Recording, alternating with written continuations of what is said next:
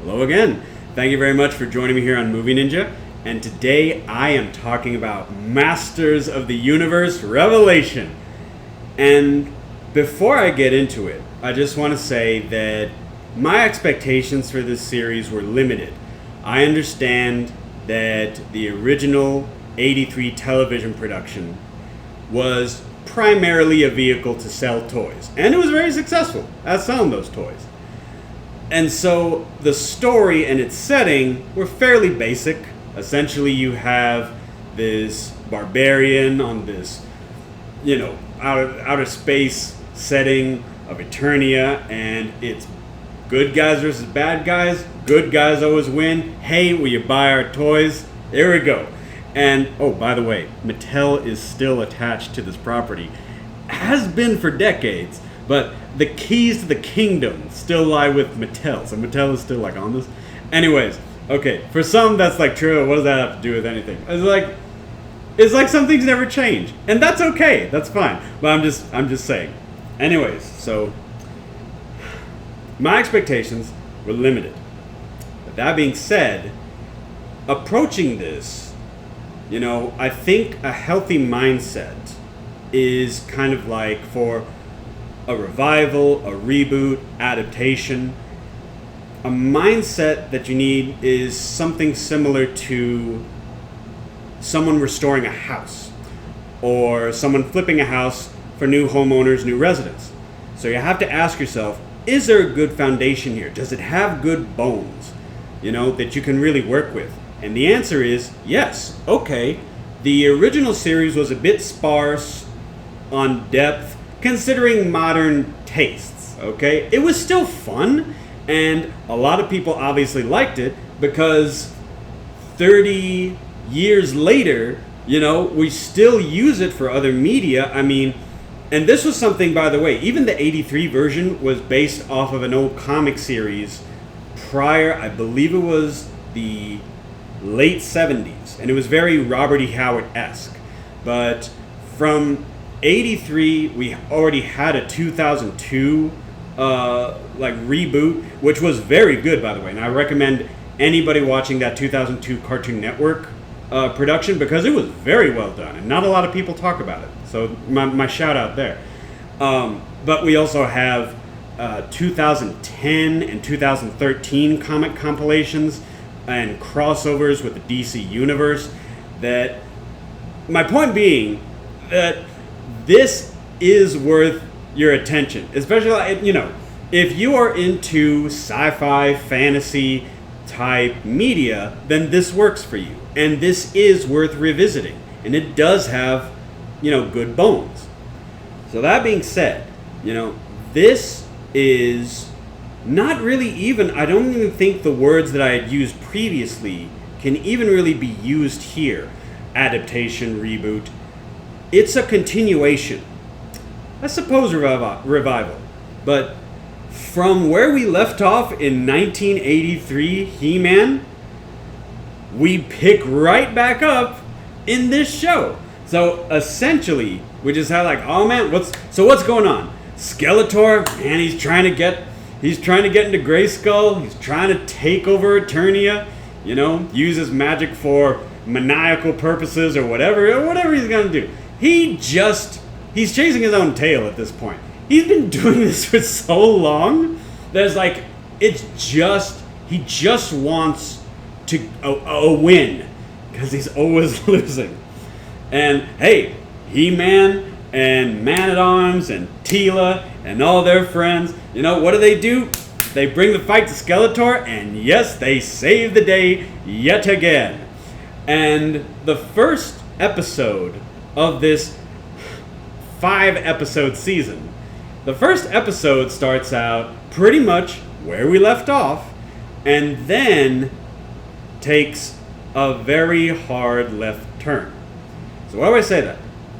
The very first episode gives to us an extremely unexpected premise. I'm going to keep the spoiler free, as I do often with this, but the direction that the rest of the season takes is it's a unique scenario that I was not expecting. I really doubt that most fans were expecting. And we continue on the following episodes with deep character examinations. Now, a criticism, valid criticism of the original series is that it was a bit shallow. The only people who were in spotlight, the only people who were in focus were He-Man and Skeletor, and that was pretty much it. Yeah, there were other characters, supporting characters around them, but they were either two-dimensional, sometimes one-dimensional, and sometimes they really just were gimmicky, and you didn't really need to pay attention to them at all. I'm sorry to say, Cringer and Orco. Cringer's Scooby-Doo with green skin. That's essentially what he is. Orco is the comic relief. He's a magician, but man, like all his abracadabra, all his hocus pocus is always messing up. You know, try as he might, and he is of help to his friends on occasion, but try as he might, I mean, he just can't be in the thick of it. He's more like the court jester. So anyways, like I say, and the same goes for Skeletor's crew. Like, a bunch of them have, like, you have Trapjaw, you have Tricops, Beastman, and really the only thing that they're to do is, well, they're there to do whatever Skeletor wants, and they're there to be made fun of by Skeletor. No, like, Skeletor is not a good boss. He will always tear down instead of building up his subordinates. Always. That's just his style. I have no idea why any of these guys like follow him. But anyways, so like, what we have is the opportunity to really examine and build on the characters that we have present in this 5-episode run. And I was very impressed with that. I was very impressed by the character development, the examination of the dynamics between a lot of these characters. I was not expecting that. And so I would say that it's that character, the revelation. And this is not necessarily the reason that they went with that subtitle, but the revelation is getting to know these characters, because there's a lot of fill in the blank that you could do with these characters. Because as I said, in the original series from 83, they were pretty sparse on explaining the depths of these people, exactly what stakes they have in this. I mean, good versus evil, that's a given, understandably. But who are they? You know? Who's the man behind the arms, the man at arms? Who is Teela? Who is Orco? Who is the sorceress? And the same goes for the villains. I was very surprised that they gave the sheer amount of depth that they did to the villains. And coming to the very end of this, it ends on such a good cliffhanger, everyone. And I give it praise. It's one of those things like I'm talking to the screen, and I'm saying like, no, please don't. Oh yes, please, yes.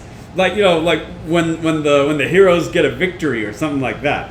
It's not 100% that level like all the time. It'd be kind of difficult to do, like, to stay that pumped with only like 5 episodes. And I will say that there was one particular character that was annoying me throughout this run, but I'll leave that to y'all's viewing. All right, I won't go full in with my judgment on this character, at least not at the moment. But as I said, they do a lot with there's a lot of attention to detail, and there's some significant fan service here. You can notice like little winks and nods and Easter eggs to stuff that spans the various properties from the comic books, from the live action movie, from the original series. Just little things that if you're a nerd and you pay attention to these things, then you're going to notice and you will appreciate. The season ends in one of the best cliffhangers.